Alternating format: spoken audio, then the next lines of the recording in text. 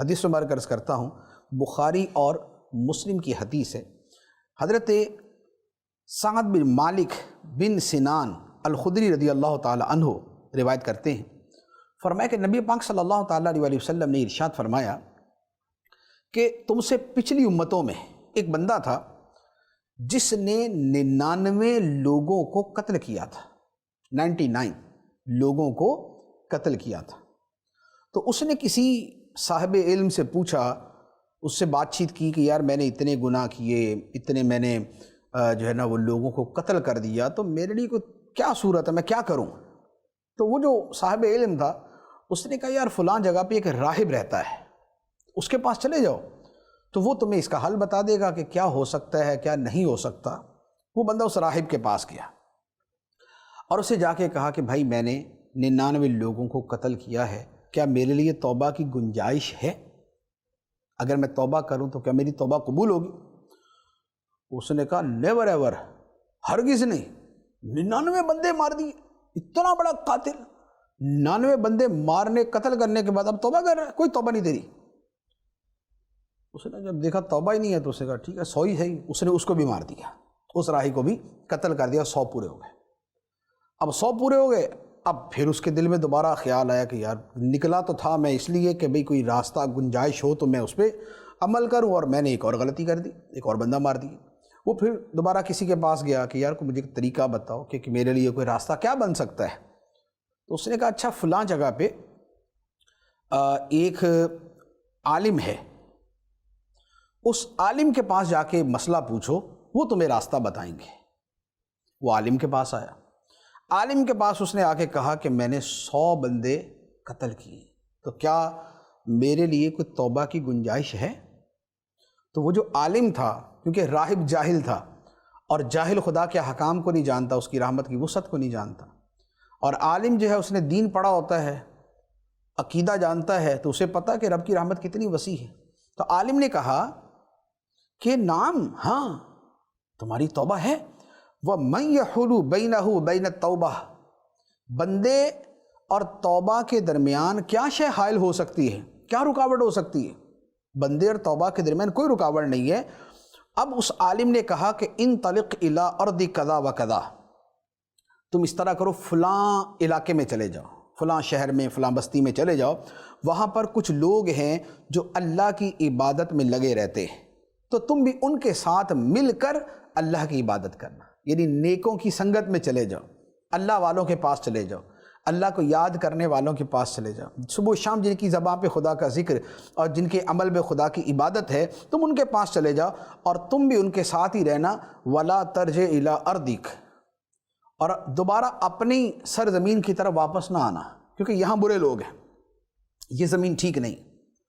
اب جب اس قاتل نے سنا کہ یار واقعی اگر میں فلاں جگہ پہ جو نیک لوگ رہتے ہیں، اللہ والے رہتے ہیں، اگر میں ان کی صحبت میں چلا جاؤں تو میری توبہ قبول ہو سکتی ہے، وہ چل پڑا۔ اب کیا ہوا کہ فَانْطَلَقَ حَتَّى إِذَا أَنْصَفَ الطَّرِيقَ، وہ چلا اور جب آدھا راستہ اس نے پار کیا، أَتَاهُ الْمَوْتِ، اسے موت آ گئی۔ جہاں سے چلا وہاں سے لے کے ان اللہ والوں کی بستی کے درمیان میں جا کے اس کو موت آ گئی۔ اب موت آئی تو ہوا کیا کہ رحمت کے فرشتے بھی آ گئے، عذاب کے فرشتے بھی آ گئے۔ عذاب کے فرشتے اس کی روح قبض کرنے آئے کہ اس بندے نے تو آج تک نیک کام ہی نہیں کیا، یہ 100 بندوں کا قاتل ہے، تو یہ تو عذاب کا مستحق ہے، تو اس کی روح ہم لے کے جائیں گے۔ رحمت کے جو فرشتے تھے انہوں نے کہا کہ بھئی یہ تو توبہ کر کے چلا تھا اور اللہ والوں کی طرف چلا تھا، تو لہذا ہم اس کی روح لے کے جائیں گے۔ اب کیا ہوا کہ اس میں رحمت کے فرشتے اور عذاب کے فرشتوں کا آپس کے اندر جھگڑا ہو گیا۔ اب دونوں کا آپس کے اندر جھگڑا ہوا تو اب کیا ہوا کہ اب وہ دونوں نے آپس میں جو بات کی، تو اب کیا ہوا کہ اللہ تعالیٰ نے ایک فرشتہ آدمی کی صورت میں ان کے پاس بھیجا، فرشتوں کے پاس ایک اور فرشتہ آدمی کی صورت میں بھیجا۔ تو وہ جب آیا تو فرشتوں نے اس کو اپنا حکم بنا لیا، اپنا یعنی فیصلہ کرنے والا بنا لیا کہ بھائی سب آپ فیصلہ کریں، آپ نیک آدمی رکھتے ہیں، آپ فیصلہ کریں کہ اسے عذاب کے فرشتے لے کے جائیں یا اسے رحمت کے فرشتے لے کے جائیں۔ تو اس نے کہا قیسوا ما بین الارضین، کہ تم اس طرح کرو، اس کی پیمائش کرو، جہاں سے آیا اس زمین سے لے کے یہاں تک، اور جدھر جا رہا تھا یہاں سے لے کر وہاں تک، جس زمین کے یہ قریب ہوگا ادھر والے فرشتے سے لے جائیں۔ اگر یہ گناہوں کی زمین کے قریب ہے تو پھر اس کو عذاب والے فرشتے لے جائیں، اور اگر یہ اللہ والوں کی زمین کے قریب ہے تو پھر اسے رحمت کے فرشتے لے جائیں۔ اب کیا ہوا؟ اب انہوں نے پیمائش کی۔ جب پیمائش کی فَوَجَدُوهُ أَدْنَىٰ إِلَى الْأَرْضِ الَّتِي أَرَادَهَا، تو فرشتوں نے اسے پایا کہ جدھر وہ جا رہا تھا اللہ والوں کی بستی کی طرف، وہ ادھر تھوڑا سا قریب تھا۔ جب تھوڑا سا قریب تھا فَقَبَضَتْهُ مَلَائِكَةُ الرَّحْمَةِ، تو رحمت کے فرشتے اس کی لے گئے۔ سبحان اللہ۔ اب یہاں پر کچھ الفاظ اور ہیں، بڑے خوبصورت الفاظ، میں وہ بھی عرض کر دیتا ہوں کہ اب یہ جو بندہ جہاں فوت ہوا تھا، ایکچولی یہ جو زمین تھی یہ بالکل درمیان میں تھی، ادھر اور ادھر دونوں طرف برابر فاصلہ تھا۔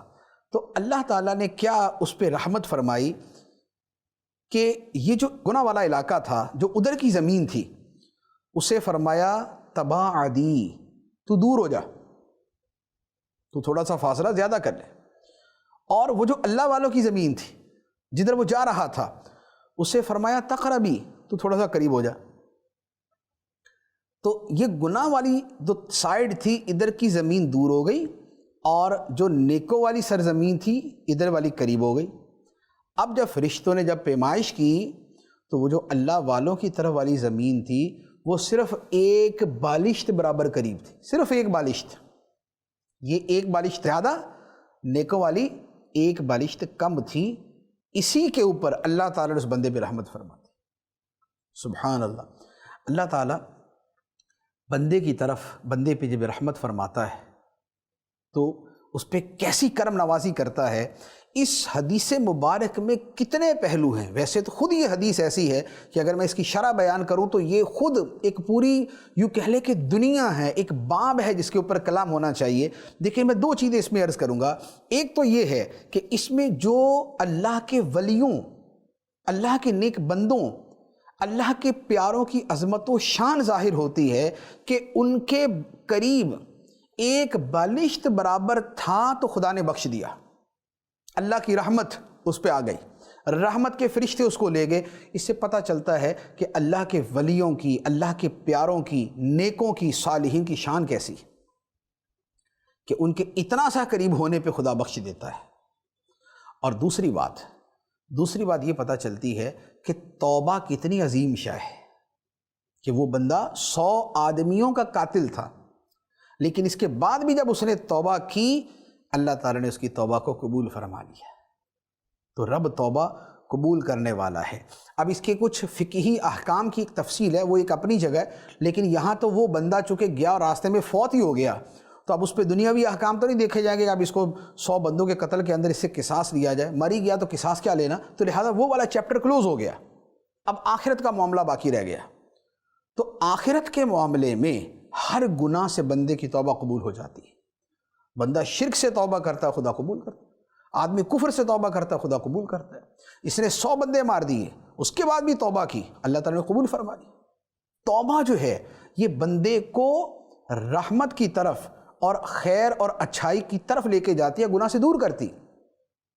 بعض لوگ اس طرح کا اعتراض کر دیتے کہ جناب اتنے بندے مار کے بھی توبہ، تو اگر ایسی توبہ ہونی ہے تو پھر مارتے رہو، اس کے بعد توبہ کر لینا۔ تو بھائی بات یہ ہے کہ توبہ کی وجہ سے رک تو جائے گا، جو اس کو دنیاوی سزا ملنی ہے وہ تو اپنے شرعی احکام ہیں، وہ تو ملے گی اسے، لیکن توبہ کی وجہ سے یہ تو آئے گا ذہن میں کہ رکنا بھی ہے۔